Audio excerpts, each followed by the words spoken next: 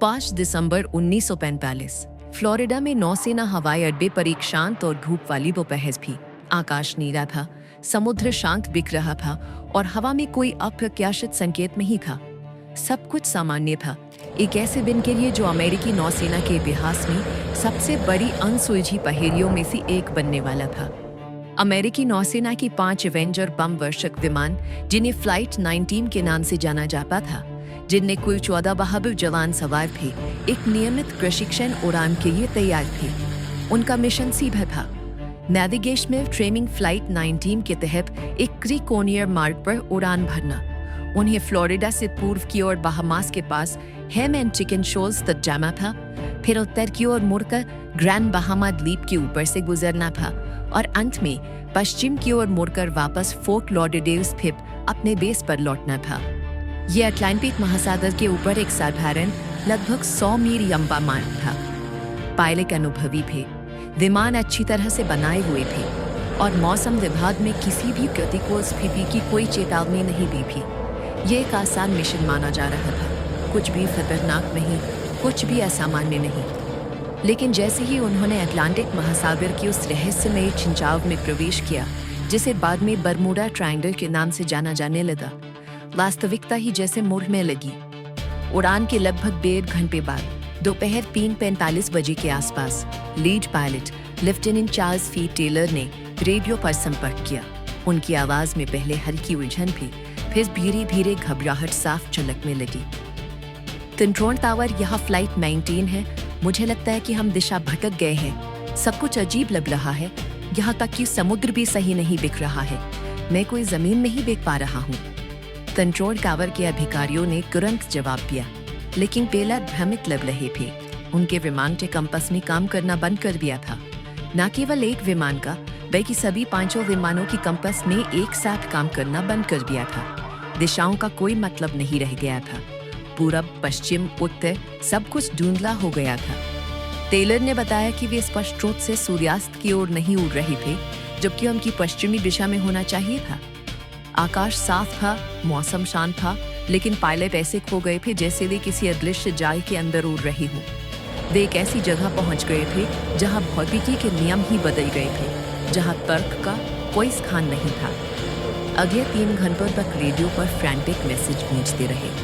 Control tower के अधिकारी उन्हें पश्चिम की ओर उड़ने का निर्देश दे रहे थे, लेकिन पेलर का जवाब था कि वे नहीं जानते कि पश्चिम किधर है। अन्य पायलट भी चिल्ला रहे थे, हम नहीं बता सकते कि हम कहाँ हैं, हमें कोई जमीन नहीं दिख रही है, ईंधन कम हो रहा है, हमें मदद चाहिए। उनकी आवाज में डर और निराशा स्पष्ट थी।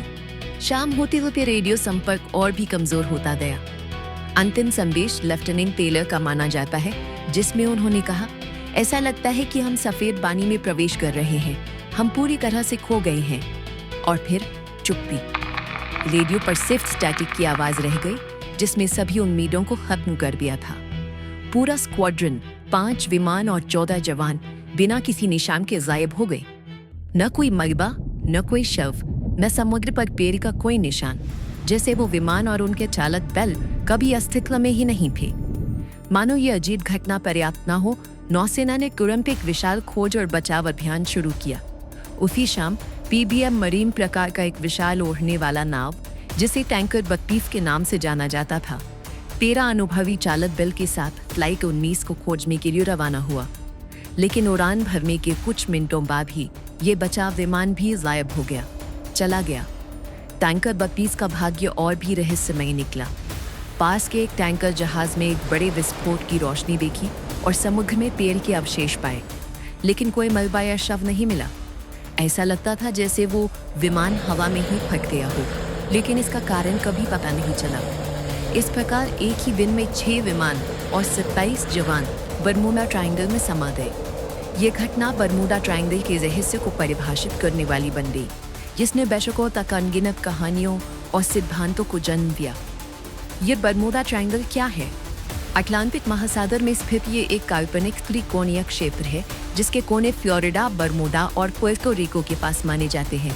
सदियों से नाविकों और पायलटों ने यहाँ अजीब घटनाओं की सूचना दी है। कंपास का खराब होना, उपकरणों का बेकार हो जाना और अचानक किसी चीज का गायब हो जाना। कुछ लोग इसे शैतान का सागर कहते हैं। फ्लाइट 19 के गायब होने के बाद से कई सिद्धांत सामने आए हैं। क्या ये एलियंस का काम था? कुछ लोगों का मानना है कि इस क्षेत्र में अलौकिक गतिविधि होती है और विमानों को किसी दूसरी दुनिया में खींच लिया गया है। क्या समय यात्रा का कोई रहस्य था? कुछ लोग सोचते हैं कि इस क्षेत्र में समय और स्थान के नियम बदल जाते हैं, जिससे वस्तुएं गायब हो जाती हैं या किसी और समय में चली जाती हैं। क्या ये शक्तिशाली समुद्री धाराओं, अचानक बनने वाले तूफानों या पानी के नीचे के मीथेन गैस के विस्फोटों के कारण हुआ?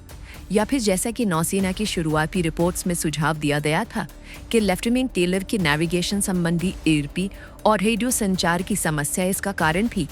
लेकिन यह स्पष्टीकरण भी 6 विमानों के गायब होने की पूरी तरह से व्याख्या नहीं कर पाता है। फ्लाइट 19 का रहस्य आज भी अनसुलझा है। इसने हमें ब्रह्मांड की उन शक्तियों के बारे में सोचने पर मजबूर किया है जिन्हें हम अभी तक पूरी तरह से समझ नहीं पाए हैं। ये बरमोडा ट्रायंगल की कहानी का एक काला अध्याय है। एक ऐसी याद दिलाता है कि हमारे ग्रह पर ऐसे स्थान हैं जहां प्रकृति के नियम हमारी समझ से परे हो सकते हैं।